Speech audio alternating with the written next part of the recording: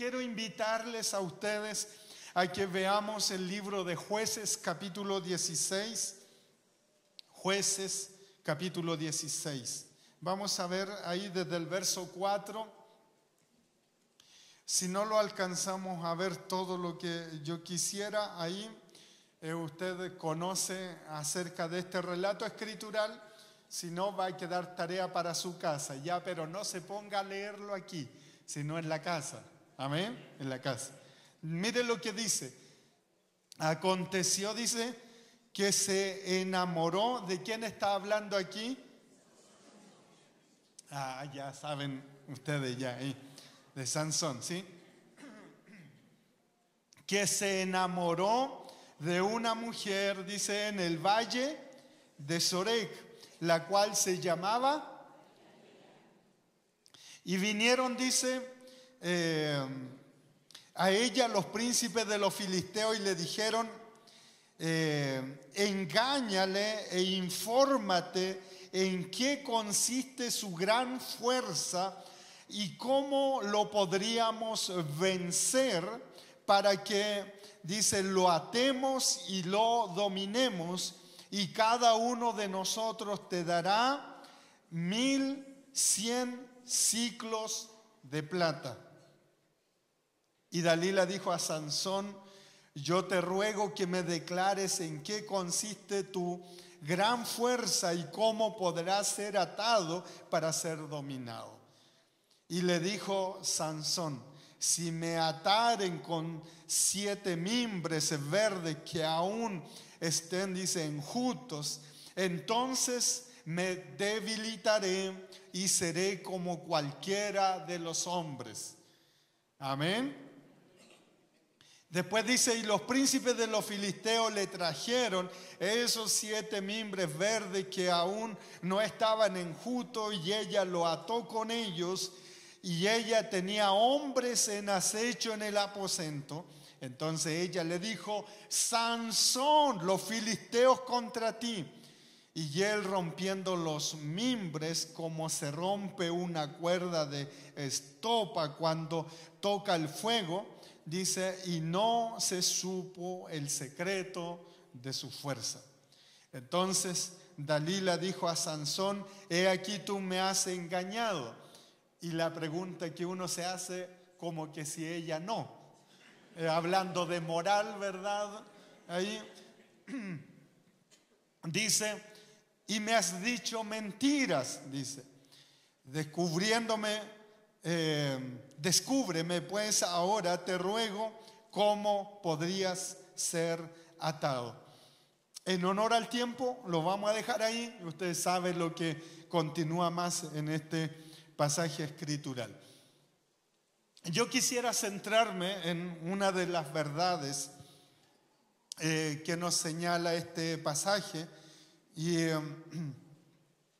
a modo que nos ayude, le he llamado no abortes el llamado de Dios en tu vida. Usted puede mirar a quien tiene a su lado, le puede decir eso, no abortes el llamado de Dios para tu vida. No lo abortes. Es probable, mis amados, que en nuestro caminar cristiano nos hubiésemos nosotros encontrado con,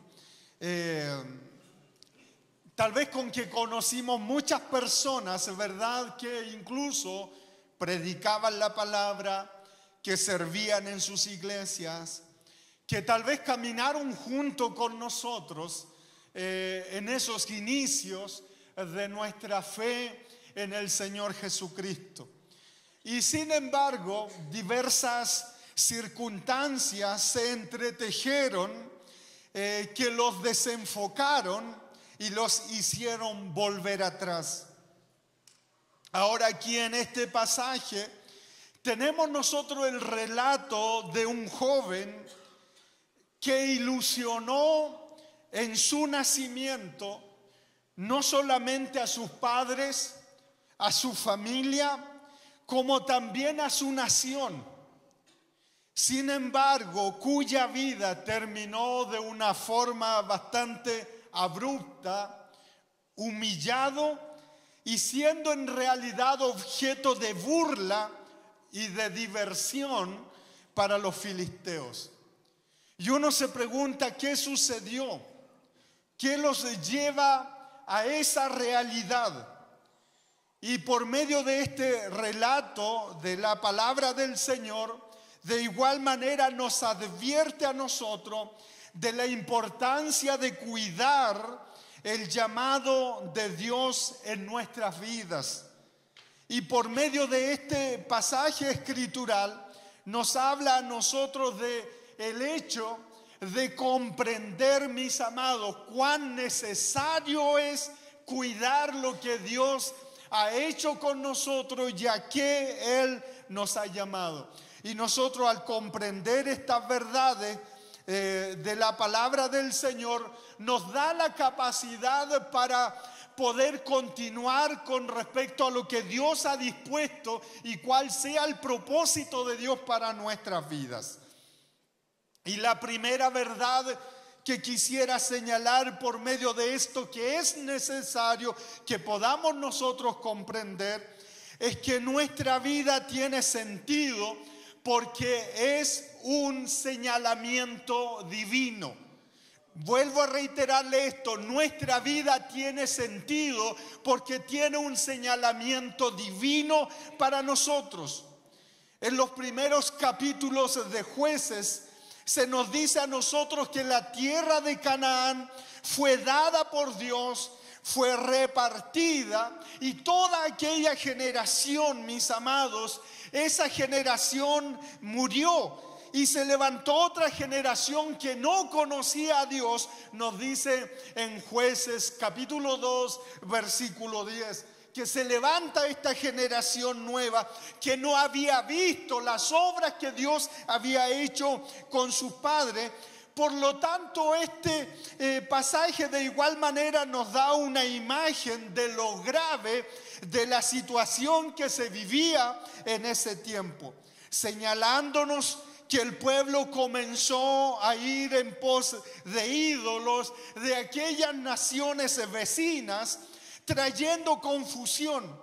Y cada uno, y lo lamentable de la palabra del Señor que nos señala ahí, nos dice de la situación del pueblo, dice que cada uno hacía lo que bien le parecía. Entonces, como consecuencia, fueron afligidos, oprimidos por mano de sus enemigos. Y esto trajo ruina, trajo pobreza que no duraba unos meses, sino que años, décadas bajo esta realidad. Y este pueblo comienza a experimentar diferentes etapas de liberación y de aflicción. Israel estaba aquí en un periodo de 40 años de opresión de parte de los filisteos.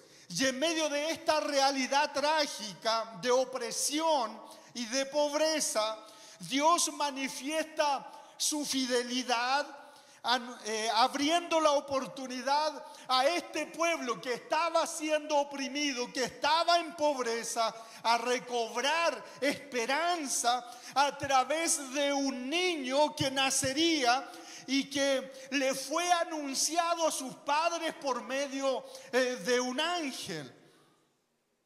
Esta maravillosa noticia, en medio de la realidad en la que se encontraba el pueblo, se diseminó en todo el territorio de Israel.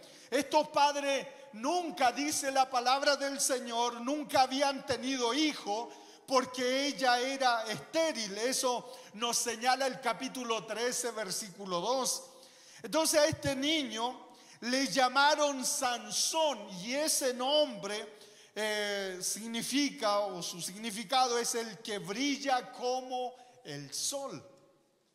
Tremendo nombre que le colocaron ahí.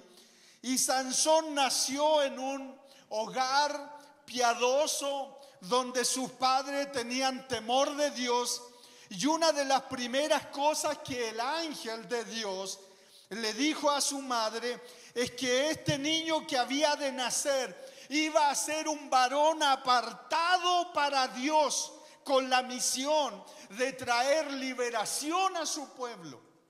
Y esa era la misión, el propósito para este niño. Y esto nos da a nosotros a entender, y cada vez uno puede ver, por ejemplo, para construir este lugar, para construir un edificio, para levantar tal vez algún lugar, se necesita un diseñador, se necesita un arquitecto. Antes uno de poder comenzar a colocar los fundamentos, tiene que tener un diseño de lo que va a construir, ¿verdad? Lo que se propone hacer, ya sea edificio, un objeto o cualquier cosa que uno se proponga. Entonces lo primero que se pregunta, ¿cuál será el propósito de aquello que haremos? ¿Verdad? Incluso tal vez un proyecto, una iniciativa. Lo primero que uno se pregunta, ¿cuál va a ser su propósito? ¿Cuál va a ser su utilidad? ¿Cuál será su capacidad? ¿Cómo será usado? Y uno se hace estas preguntas referente a eso que se va a hacer. Y siempre que se diseña algo, se hace atendiendo a una necesidad, ¿verdad?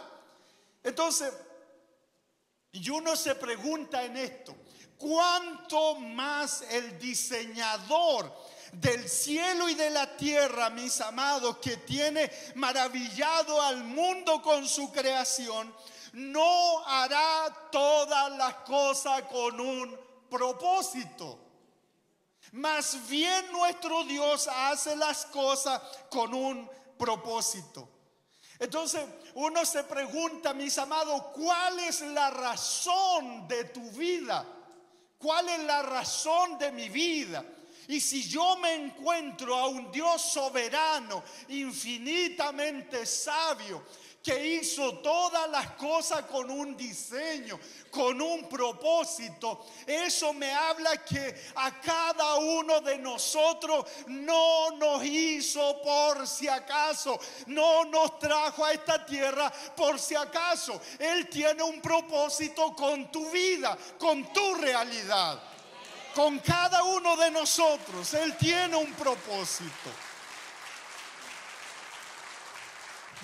Y más aún, mis amados, ¿por qué nosotros creemos que Él nos puso en esta tierra? ¿Para qué te puso? ¿Para andar pateando piedra? ¿Para qué te puso en esta tierra nuestro Señor? Si la palabra del Señor nos dice a nosotros en Génesis que todo lo que Dios hizo era bueno, dice, y en gran manera. ¿Qué dice Dios de ti, de tu nacimiento, de tu realidad, que hoy estés aquí en este lugar? Dios lo que ha hecho de ti cuando Él te puso en esta tierra, para Él sigue siendo esto verdad. Todo lo que Él hace es bueno y en gran manera. Por lo tanto, tu vida tiene sentido para Dios. Es muy importante que podamos comprender esto, mis amados, porque Dios no se equivocó contigo. El diseñador por excelencia, el Dios todopoderoso, no se equivocó contigo. No lo hizo. A veces escuchamos nosotros otras voces que nos dicen, no sirves para nada. ¿Lo ha escuchado usted a veces esa voz? No sirves para nada. Pero mis amados, tu nacimiento no es porque te tocó nacer. No fue un accidente de tus padres, ni tampoco porque a tus padres se les ocurrió, sino que cada uno de nosotros nació es por disposición divina. Y aquí en este relato a mí me deja claro, Dios tiene un propósito. Entonces, estamos aquí en esta tierra porque somos un designio de Dios para servir a nuestra generación. Amén. Entonces tenemos un rol que asumir. Fuimos puestos para una tarea. Fuimos hechos para la gloria de Dios. Amén. Usted fue hecho para la gloria de Dios. Usted no fue puesto aquí en esta tierra para que el maligno trapee el piso con ustedes. No, mis amados, usted fue puesto para la gloria de Dios. Por eso está aquí. Mire lo que dice la palabra del Señor. Jeremías capítulo 1, versículo 5. Antes que te formara, dice, en el vientre de tu madre, te conocí. Antes que nacieras te consagré y te puse por profeta a las naciones. Usted dirá, pero eso era para Jeremías. No es para usted, porque la palabra del Señor es viva, eficaz. Su palabra es espíritu y vida. Esto está registrado ahí, mis amados, como testimonio acerca de su vida también. Por lo tanto, dele sentido a su vida. Sirva a Dios de acuerdo a lo que Él planeó para usted. Y usted dirá, ¿qué planeó Dios para mí? En la palabra está. Allí fueron escritas, dice, todas las cosas. Ahí está. Si quieres saber, yo les preguntaba ayer al grupo de hermanos que tenemos de discipulado, les decía a ellos, ¿ustedes se han preguntado cuál es la voluntad de Dios para mi vida? Y decían, sí, pastor, sí, amén, sí. Yo les decía, aquí está, en la palabra. Ahí está la voluntad de Dios. Amén. Así que profundice en ella. No escuche voces extrañas que buscan denigrar su vida. Para Dios usted tiene un valor único, un designio único, y nadie puede ocupar su lugar. Nadie. Dios lo puso exclusivamente a usted ahí. Amén. Tiene una tarea mientras esté con vida, y es honrar a Dios en todo lo que haga. Miren, hermanos, y esto tenemos que aprender nosotros a caminar en pos de esta realidad. Porque a veces nosotros pensamos, a lo mejor vamos a decir, a mí me gustaría ser como el pastor Eduardo Herrera, reunir multitudes, predicar la palabra. Ese llamado exclusivo fue para nuestro pastor. Usted también tiene un llamado de Dios y no son iguales. Amén. Ahora, si es mucho más grande, mejor que Dios haya hecho. Y esa es la oración de nuestro pastor también. Amén. Entonces, cada uno de nosotros tiene que ocupar ese lugar el cual Dios nos designó. Y mire, esto es lo que el Señor dice acerca de usted. Y esto es lo que Dios va a hacer. Hizo de mi boca una espada afilada. Me escondió en la sombra de su mano. Me convirtió en una flecha pulida y me escondió en su aljaba. Y mire lo que dice.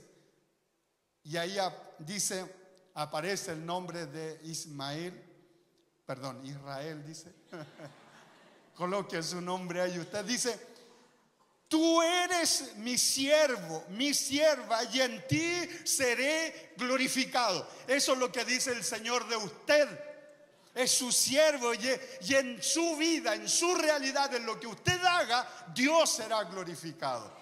Amén. Por lo tanto, mis amados, hay que cuidar el llamado de Dios. Entonces, cuando vaya delante del Señor, dígale, Señor, gracias porque me llamaste, gracias porque me escogiste y me pusiste en un lugar, Señor, para honrar tu nombre. Amén. Que eso sea así en su vida. Hay otra verdad en esto. Somos responsables de nuestra consagración. Somos responsables de nuestra consagración porque obedeciendo la palabra nos asegura el poder de Dios para cumplir su llamado. Amén. Dice acá la palabra del Señor referente a lo que pasa con este varón, con Sansón, de que antes que naciera Dios lo había escogido para una misión especial, para que pudiese ser respuesta a su familia, trayéndole incluso dignidad a su nación, libertad a su nación de la opresión en la cual ellos estaban siendo ahí objeto. Sansón fue un hombre que no pudo dominar sus debilidades. Podía haber tenido una vida recta, exitosa como líder del pueblo de Dios. Sin embargo, prefirió dejar que sus impulsos y emociones gobernaran su vida. Quitó a Dios del trono de su corazón y escogió servir y rendirse a sus pasiones. Y esto tuvo como consecuencias devastadoras para su vida, pero no solamente para su vida, sino también para su familia y también, mis amados, para su pueblo. Qué tremendo es esto. Cuando miró a una joven de los filisteos, un pueblo contrario a los principios de Dios y enemigo de Israel, dice la palabra que Sansón se enamoró de ella y no obedeció a sus padres cuando le dijeron, mire lo que le dicen los padres.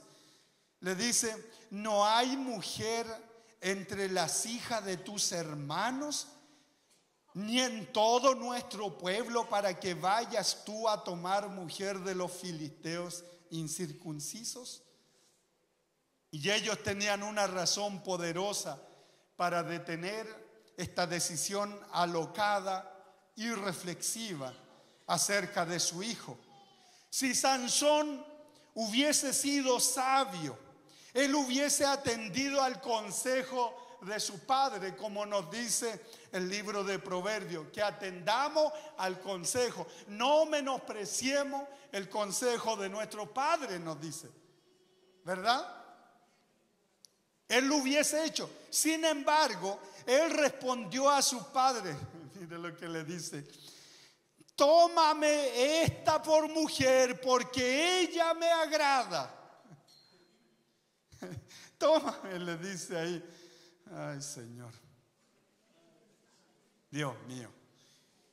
La decadencia de Sansón viene producto de dejar sus deberes como una persona consagrada. Es decir, un hombre consagrado a Dios, la obediencia a las disposiciones divinas. ¿Por qué razón viene su decadencia? Porque esta obediencia a las disposiciones divinas, mis amados, le aseguraban la presencia de Dios en su vida. Pero se dejó llevar por sus pasiones y tomó decisiones que no se alineaban a los propósitos de Dios. Muchas veces Sansón hizo uso de su don, pero nunca le vemos consultar en cuanto a qué hacer.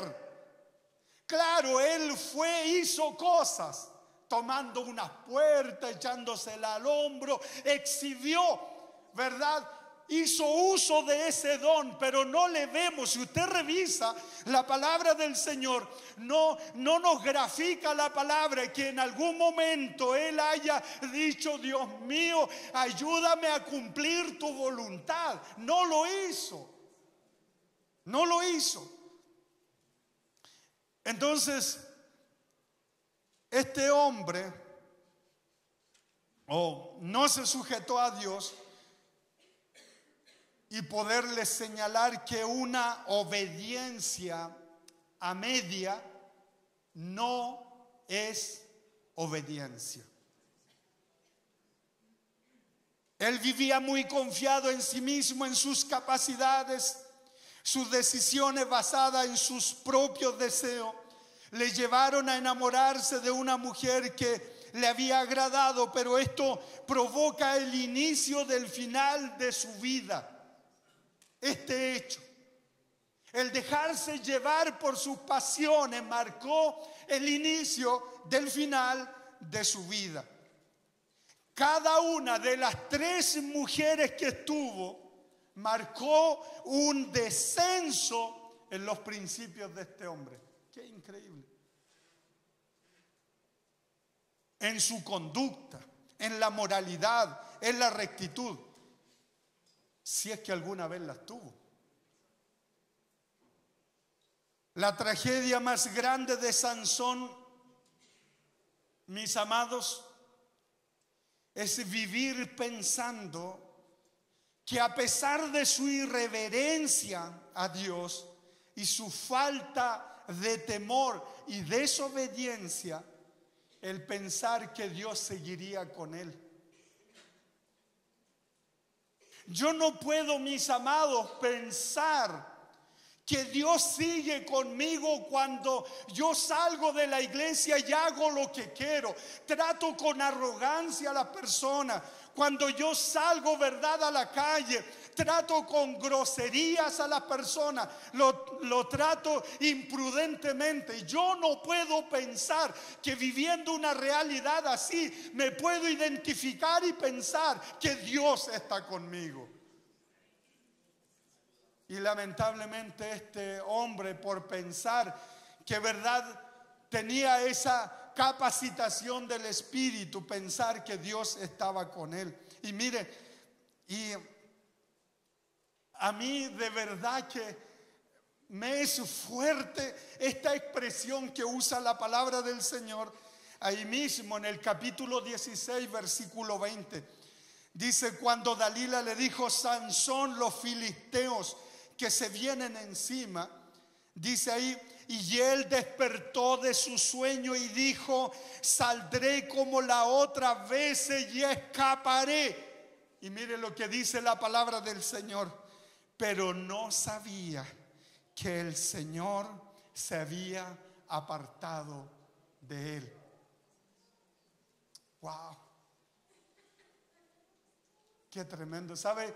Nosotros sabemos cuando el Señor viene a nuestras vidas, pero tenemos que poner cuidado, porque a veces haciendo desordenadamente no nos vamos a dar cuenta cómo el Señor se aleja de nosotros. Descuidar su presencia en ese sentido. Primera de Samuel, capítulo 16, verso 14 nos dice: el Espíritu de Jehová se apartó de Saúl y le atormentaba un espíritu, dice, malo de parte del Señor. Qué tremendo. ¿Qué quiero señalar y qué nos dice la palabra del Señor en relación a esto? Mire, ustedes tienen, o puede observar, alcanzan a ver el vaso. Y si ustedes notan, este vaso no está lleno, ¿verdad? La única manera de que yo no le pueda echar otra cosa es que este esté lleno, rebalsado. Y eso es lo que hace el Espíritu de Dios cuando viene a nuestras vidas. Eso es la importancia de llenarnos, mantenernos llenos de su presencia. Porque si no, ese espacio vacío, ¿con qué se va a llenar? ¿Con qué lo voy a llenar? Y en este sentido, Saúl, mis amados, como nos grafica la palabra del Señor, en ese sentido, lamentablemente, si el Espíritu de Dios se apartó de su vida, necesariamente tenía que ser lleno con otra cosa. Y eso era lo que le atormentaba. El único que puede hacernos a nosotros productivos es el Espíritu Santo. Por lo tanto, es algo que nosotros no debemos descuidar. Por eso es necesario cuidar el llamado que Dios ha hecho para nuestras vidas, porque así vamos a ser efectivos. Y esto se debió, lo de Saúl se debió a su soberbia y desobediencia. El Espíritu de Dios se apartó por esa realidad, pero fue lleno de otra cosa. Por eso muchas personas que un día vibraban en la iglesia, servían al Señor, pero su corazón se empezó a llenar de otra cosa y no de la presencia de Dios, que ahí vino la frustración para su vida. ¿Y sabe lo que pasa? No tengo ganas de ir a la iglesia hoy día. Y yo creo que el maligno está detrás diciendo: bien, ganamos una. Sí, no voy a ir hoy día. No, porque seguramente ya me sé las canciones que canta el hermano Nahum. Perdón, hermano Nahum, donde esté por ahí.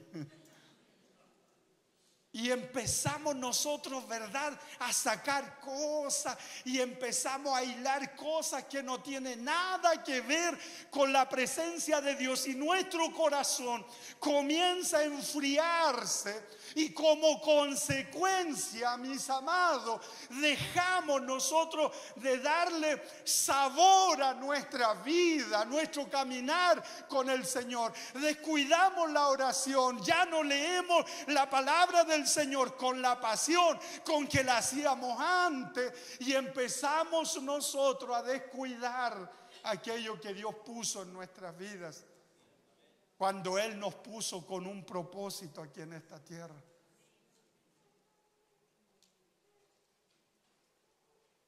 Entonces, mis amados, Sansón cae y el final es triste.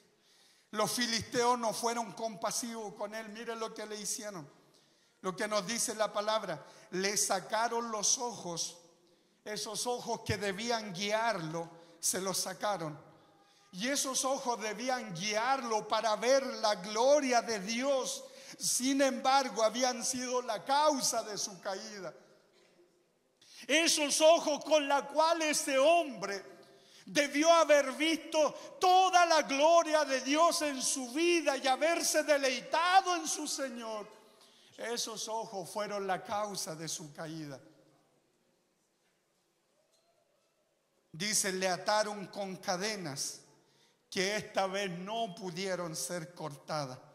Podemos imaginarnos nosotros un molino enorme con piedras redondas y a Sansón con algunos arneses en su cuerpo dando vueltas y vueltas, moviendo esas piedras para moler trigo. Podemos imaginarnos nosotros al juez de Israel, al hombre poderoso de su tiempo, dando vueltas en torno a esas piedras de molino que estaban destinadas para ser usadas por un animal sin destino, dando vueltas. Probablemente se burlaban de él. Tal vez alguien le diría: oye, ¿no eras el liberador de Israel? ¿No eras tú el misionero que se iba a ir a África? ¿No eras tú el gran evangelista que Dios iba a levantar en este tiempo? ¿No eras tú ese diácono ungido como Esteban? ¿No eras tú el que le hablabas a tu familia para que se vuelvan a Cristo? ¿Qué te ha pasado? ¿Qué te ha sucedido? Y yo le aseguro, mis amados, allá afuera no te van a tratar con cariño, te van a apuntar con el dedo. Vamos a hacer burla para las personas. Por eso para nosotros, y esto se lo digo con mucho temor, debemos aprender a cuidar lo que Dios puso en nuestras vidas para glorificar su nombre. Sansón, mis amados, frente a esa realidad, ¿qué importaba que saliera el sol una vez más? ¿Qué importaba si el día era hermoso? Estaba sin sus ojos. Cayó en la rutina. Ese hombre que iba a liberar a su pueblo no fue capaz de liberarse a sí mismo. Oh Señor, dando vueltas, humillado, esclavo, ciego. Eso nos dice el versículo 25. Y nos señala que Sansón, dice la palabra, sirvió de juguete delante de los filisteos. Un hombre llamado a ser santo, llamado a un servicio especial, llamado a glorificar a su Señor, estaba viviendo esto. En una oportunidad, hablándole a una persona, me decía: usted me está pidiendo ser evangélico. Yo tengo un vecino, los primeros años súper bien, pero después no sé qué le pasó. Ahora lo veo, anda tomando, anda ahí con los charros del Lumasco para todos lados, en las fiestas de los primeros. Y la gente se burla, nos saca en cara eso.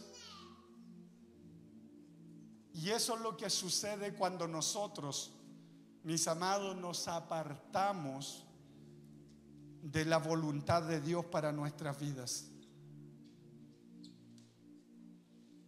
Durante los años que llevo sirviendo al Señor, yo le aseguro, he visto con este paso de los años que en muchos de aquellos que pensábamos que tal vez podrían alcanzar enormes proyectos para Dios, un día algo pasó y volvieron atrás. Lo he visto. He visto muchos culpando a otros por lo que le ha sucedido, sin embargo no ser capaces de mirarse a sí mismos.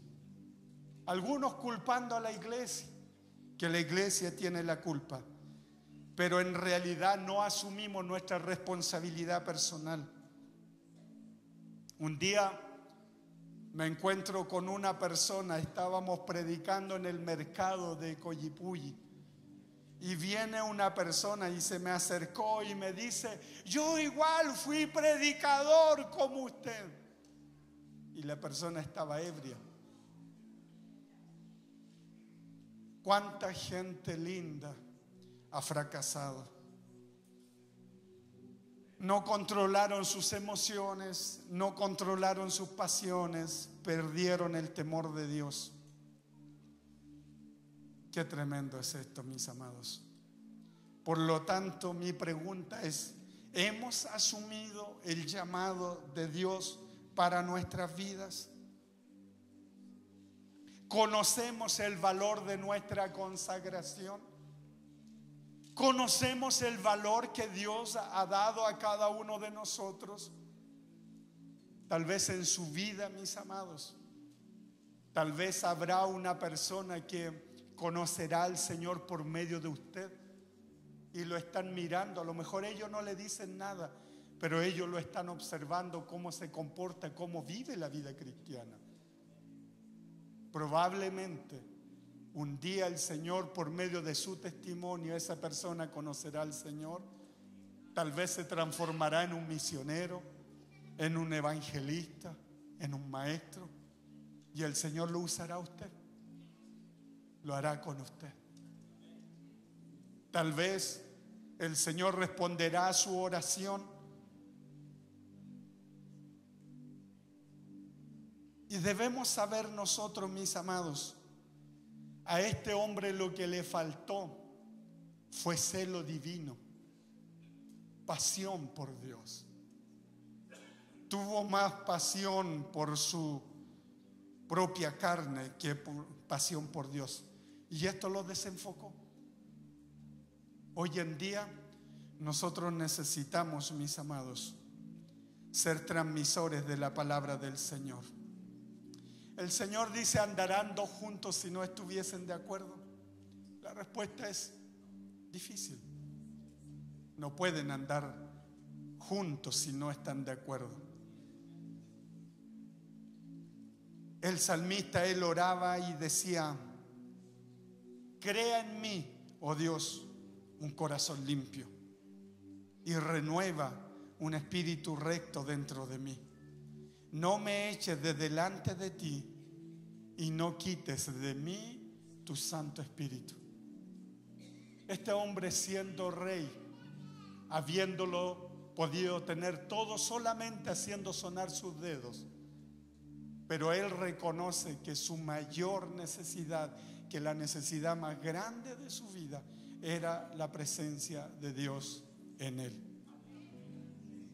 No descuide su llamado. Fuiste puesto allí en el lugar donde estás, fuiste puesto para honrar a tu Señor. Para eso fuiste puesto. A lo mejor usted dirá: es que todavía no veo nada. Siga sirviendo al Señor con honestidad, con todo su corazón. Y yo le aseguro, al amanecer algo va a pasar, algo sucederá, algo Dios hará, algo Él va a hacer.